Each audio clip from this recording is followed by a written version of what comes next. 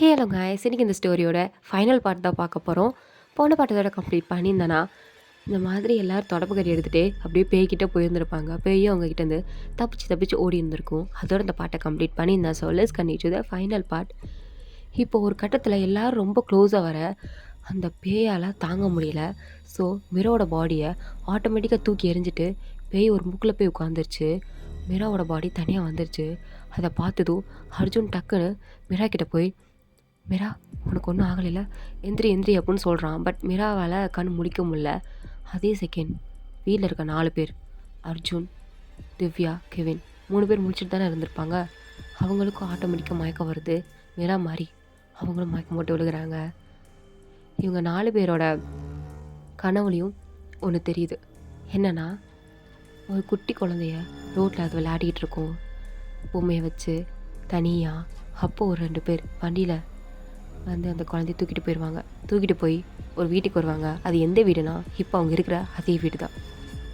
அந்த வீட்டுக்குள்ளே வந்ததும் அந்த குழந்தைக்கிட்ட அந்த 2 பேரும் தப்பாக நடந்துக்க பார்க்க அந்த குழந்தை பயந்து போய் 2 பேரையும் தள்ளி விட்டுட்டு குடுன்னு கீழே இறங்கி ஓடி வந்திருக்கும். ஓடி வந்து இந்த டெரஸ் ரூமில் கீழே ஒளிஞ்சிருந்திருக்கும்.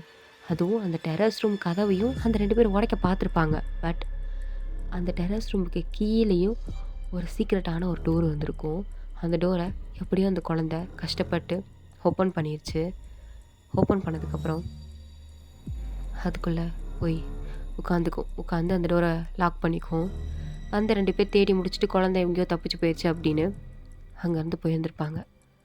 ஆனால் உள்ளே போன அந்த குழந்தையால் பாவம் திருப்பியும் அந்த கதவை திறந்து வெளியே வர முடியாமல் போயிருக்கும். 2 மணி நேரத்துலேயே அந்த குழந்தை மூச்சு திணறி என்னை காப்பாற்றுங்கன்னு கதறி இருக்கும். ஆனால் யாருமே கண்டுருந்துருக்க மாட்டாங்க, யாரும் வந்திருக்க மாட்டாங்க, யாருக்கும் அந்த சத்தம் கேட்டிருந்துருக்காது. அப்படியே அந்த குழந்தையும் செத்து போயிருந்திருக்கும். ஸோ இந்த கனவு அப்படியே வர அப்படியே எல்லோரும் கண்ணு முழிச்சு பார்க்குறாங்க. எல்லோரும் கண்ணிலையும் கண்ணீர் வருது. மீராலாம் பயங்கரமாக அழுகிறா. எல்லாருமே ஒரு மாதிரி சோகமாக அப்படியே அந்த குட்டி குழந்தைய பார்க்குறாங்க. ஏன்னா அப்படி செத்துப்போன அந்த குழந்தை தான் ஆனியா. அதுதான் இந்த ஆவி. ஸோ அந்த ஆவி தான் இங்கே உட்காந்துருக்கு. ஸோ 4 பேருமே அப்படியே ஒரு மாதிரி ஃபீலிங்ஸோடு அந்த குழந்தைய பார்க்கும்போது தான் மீரா மட்டும் ரொம்ப அழுகிறா. அழுதுகிட்டே பயமே இல்லாமல் அந்த ஆவிக்கிட்ட போய் ரொம்ப அழுகிறா. ஏன்னு யாருக்கும் தெரியல. 3 பேருமே அப்படியே பார்த்துட்டே இருக்காங்க. மீரா அழுகும்போது சொல்கிறா, நீ தான் ஆனியாவா? நீ தான் என்னோடய அக்காவா? அப்போ நீ தான் செத்து போனதா அப்படின்னு சொல்லிட்டு அழுகிறா. 3 பேரும் அப்படியே ஷாக் ஆகுறாங்க. அர்ஜுன், கெவின், திவ்யா 3 பேருக்கும் பயங்கர ஷாக். ஏன் அந்த பேய்க்கே லைட்டாக ஷாக்காக தான் இருக்குது. அப்படியே அந்த பேய் ஒரு குழந்தை உருவத்துக்கு அப்படியே மாறி அப்படியே மிரா கிட்ட நிற்கும்போது மிராவும் அக்கா அப்படின்னு சொல்லி பயங்கரமாக அழுகிறா. அப்போ அந்த பேய் கண் கலங்கி மிராவை பார்த்துட்டு இருக்கும்போது அர்ஜுன் போய் மிராவை பிடிச்சி, என்ன மிரா சொல்கிற? இந்த குழந்தை பேய் யார்? நீ என்ன சொல்கிற? உன் அக்கான்னு சொல்கிற? உன் அக்கா சின்ன வயசில் இறந்துட்டாங்கன்னு உங்கள் அம்மா ஒரு வாட்டி சொல்லியிருக்காங்க. ஆமாம், அதுதான் அதுதான் இதுதான் என் அக்கா அப்படின்னு சொல்லி மீரா இன்னும் பயங்கரமாக அழுதுகிட்டே இருக்கா. திவ்யா போய் மீராவை ஹக் பண்ணி, சரி ஒன்றும் இல்லை அழுகாத, அக்கா கிடச்சிட்டாங்கல்ல, ஹாப்பியாக ஃபீல் பண்ணு. பட் உயிரோடு இல்லை, அதுக்கு எதுவும் பண்ண முடியாது. ஸோ ப்ளீஸ் காம் டவுன், என்னாச்சுன்னு சொல்லு அப்படின்னு சொல்லி அதை ரொம்ப காம் டவுன் பண்ணதுக்கப்புறம் தான் அந்த பேய் இப்போ எப்படின்னா 4 பேர் சோஃபாவில் உட்காந்துருக்காங்க. மிரா அழுதுட்டு உட்காந்துருக்கா. மிரா பக்கத்துலேயே மிரா மடியிலேயே அந்த பேய் படுத்துட்ருக்கு. கெவின் பார்க்குறான். இப்போ நம்ம இந்த பேய் நம்மளை டார்ச்சர் பண்ணாமல் நம்மக்கிட்ட ஃப்ரெண்ட்லியாக நடக்குதா என்ன? அது மிராவோட அக்கா, மரியாதை கொடுத்து பேசு, நம்மளுக்குலாம் அக்கா. அப்படியா, சரிங்க ஆனியாக்கா அப்படின்ற மாதிரியே பேயை பார்த்துட்ருக்காங்க. ஆனால் அந்த பேயா மிராவையே பார்த்துட்ருக்கு. மிராவும் அவளையே தான் பார்த்துட்டு ஃபீல் பண்ணிகிட்டே தான் இருக்கா. அப்போ அர்ஜுன் கையை பிடிச்சி, என்ன மிரா சொல்கிற? எனக்கு ஒன்றும் புரியலை, கொஞ்சம் கிளியராக சொல்லு, சொன்னால் தானே தெரியும். அது அர்ஜுன், நான் பிறக்கிறதுக்கு கிட்டத்தட்ட 7 வருஷத்துக்கு முன்னாடி என் அக்கா வந்து பிறந்தா.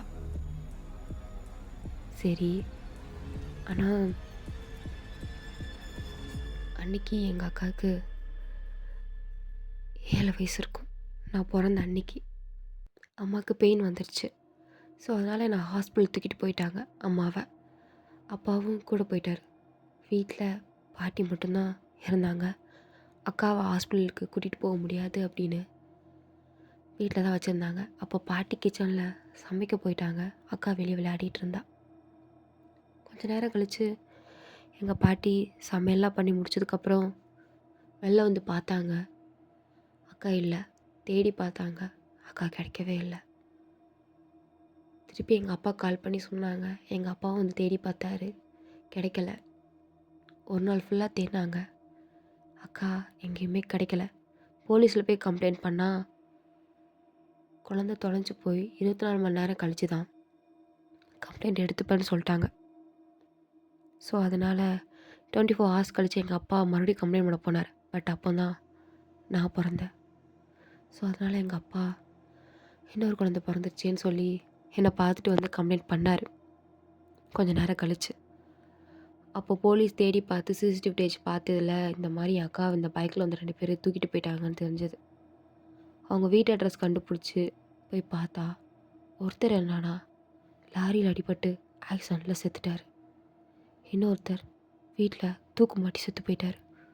ஆக மொத்தம் என் அக்காவை கடத்தின 2 பேருமே ஏதோ ஒரு வகையில் இறந்து போயிட்டாங்க. அதனால் இந்த கேஸ் அப்படியே க்ளோஸ் ஆச்சு. 6 மாதம் எங்கள் அப்பா, அம்மா, போலீஸ், சொந்தக்காரங்க எல்லாரும் அக்காவை தேடினாங்க. கிடைக்கல. போலீஸ் ஒரு கட்டத்தில் உங்கள் அக்கா இறந்துட்டாங்க அப்படின்னு சொல்லி கேஸை க்ளோஸ் பண்ணிட்டாங்க. அப்போலேருந்து இப்போ வரைக்கும் என் அப்பா என் அக்காவை தேடுறது மட்டும் இன்னும் விடலை. தேடிகிட்டே இருக்கார். அம்மா நான் என்னையை பார்த்துக்கணுன்னு சொல்லிட்டு என் அக்காவோட ஞாபகத்தை மூட்டை கட்டி வச்சுட்டாங்க. ஆனால் இப்போது இந்த கனவு எனக்கு வரும்போது தான் என் அக்காவோட உருவம் எனக்கு தெரிஞ்சது. சின்ன வயசில் எங்கள் அம்மா இப்போ வரைக்கும் எங்கள் அக்கா ஃபோட்டோ எனக்கு காமிச்சிருக்காங்க. அதனால் எனக்கு தெரிஞ்சது. பேர் மறந்து போச்சு. ஆனால் இது என் அக்கா தான் அப்படிங்கிறது எனக்கு நல்லா தெரியும் அப்படின்னு சொல்லி மிக பயங்கரமாக அழுகிறா. இது கேட்டதுக்கப்புறம் அந்த குட்டி பொண்ணு, அதாவது அந்த ஆவி பேய், அதை நடிச்சிட்டு இருந்திருக்கும். நம்மளை யாருமே இது வரைக்கும் தேடி வரல. அப்போ நம்ம அம்மா அப்பாவே நம்மளை மறந்துட்டாங்க. தங்கச்சி பிறந்தாலும் அவளை மறந்துட்டாங்க போல் அப்படின்னு அந்த பேய் மிரா மேலே ஒரு கோவத்தில் தான் இருந்திருக்கும் இவ்வளோ நேரம். பட் இப்போ தான் தெரியுது அதெல்லாம் ஒன்றுமே கிடையாது. எல்லோரும் தன்னை தேடி இருக்காங்க. பட் நம்ம கிடைக்கல அப்படிங்கிறது. ஸோ அந்த பேய்க்குமே லைட்டாக ஒரு மாதிரி ஃபீலிங்ஸாக இருக்குது. அது ஏன் இன்னும் சொர்க்கத்துக்கு போய் சேரலைன்னா அவளோட புணம் இன்னும் வரைக்குமே கீழே அந்த பிளேஸ்மெண்ட்டில் தான் இருக்குது, அழுகி போன நிலமையில. அதுக்கு இறுதி சடங்கு இன்னும் நடக்கவே இல்லை. ஸோ அதுதான் ரீசன் அப்படிங்கிறது எல்லாருக்கும் தெரிஞ்சிடுச்சு. இப்போ ஃபோன் எடுத்து பார்க்குறாங்க, சிக்னல் கிடைக்குது. ஸோ அதனால் கால் பண்ணி போலீஸ்க்கு இன்ஃபார்ம் பண்ணுறாங்க. மிராவோட அம்மா அப்பாவுக்கு சொல்கிறாங்க. மிராவோட அம்மா பயங்கரமாக அழுகிறாங்க. மிராவோட அப்பாவுக்கு ஏதோ ஒரு நம்பிக்கை இருந்திருக்கும். நான் பொண்ணை கடத்திட்டு போய் எங்கேயாவது விற்றுருப்பாங்க. அந்த குடும்பத்து கூட இல்லை வேறு குடும்பத்து கூட இல்லை எங்கேயாவது தான் பொண்ணு சந்தோஷமாக இருந்துட மாட்டாளா, உயிரோடு இருந்துட மாட்டாளா, எனக்காவது பார்த்துட மாட்டோமா அப்படின்ற ஒரு ஆசை அவருக்கு இருந்திருக்கும். ஆனால் இப்படி கடத்திட்டு போன பொண்ணு அன்றைக்கே செத்து போயிட்டா அப்படிங்கிறது அவங்களுக்கு இப்போ தான் தெரியுது. பயங்கரமாக ஃபீல் பண்ணுறாங்க. பட் ஒன்றும் பண்ண முடியாதுல்ல. ஸோ இப்போமாவது பொண்ணோட பணமாவது கிடச்சிது. ஆனால் அதுவும் லைட்டாக அழுகி போய் எலும்பு கூடு மட்டும்தான் கிடச்சிருக்கு. அந்த எலும்பு கூடுக்கு மிராவோட அப்பா இறுதி சடங்கு பண்ணுறாரு. ஸோ கடைசியாக அந்த சின்ன பொண்ணு ஆவி மிராவோட அப்பா கண்ணுக்கு, அம்மா கண்ணுக்கு, மிரா கண்ணுக்கு, இவங்க 3 பேர் கண்ணுக்கு மட்டும் தெரியுது. தான் பொண்ணை சின்ன வயசில் பார்த்த உருவத்தில் இத்தனை வருஷம் கழித்து பார்க்குறதால அவங்க அம்மாவுக்கும் அப்பாவுக்கும் அவ்வளோ சந்தோஷம். அப்படியே கிட்ட போகிறாங்க. அது கொஞ்சம் கொஞ்சமாக அப்படியே காற்றோடு கலந்து மறைஞ்சு போகுது. பொண்ணு நல்லபடியாக சொர்க்கத்துக்கு போய் சேர்ந்துட்டா அப்படிங்கிறது அவங்க அப்பாவுக்கும் அம்மாவுக்கும் நல்லா தெரியுது. இதுக்கடுத்தாவது அவன் நிம்மதியாக இருக்கட்டும், அவள் ஆத்மா சாந்தி அடையட்டும் அப்படின்னு எல்லாரும் அவளை கையெடுத்து கும்பிட்டு ப்ரே பண்ணுறாங்க. அப்புறம் அர்ஜுன் வந்து மிரா கிட்ட, எப்படி எல்லாம் நல்லபடியாக முடிஞ்சா? முடிஞ்சு. நான் உனக்கு தான் தேங்க்ஸ் சொல்லணும். எனக்கு சொல்லணுமா? ஏன்? நீ தானே இந்த பிளானை போட்ட அந்த வீட்டில் போய் இருக்கலான்னு. உன் பிளானால் தான் இத்தனை வருஷமாக எங்கள் வீட்டில் இருந்த ஒரு குறை நிறைவேறிந்திருக்கு. என் அக்காவோட வலியெல்லாம் குறைஞ்சிருந்துருக்கு. அதுக்கு நீ தான் அர்ஜுன் காரணம். தேங்க்யூ ஸோ மச் அப்படின்னு சொல்கிறா. அதுக்கு அர்ஜுனும் மிராவை பார்த்து சிரிக்கிறான்.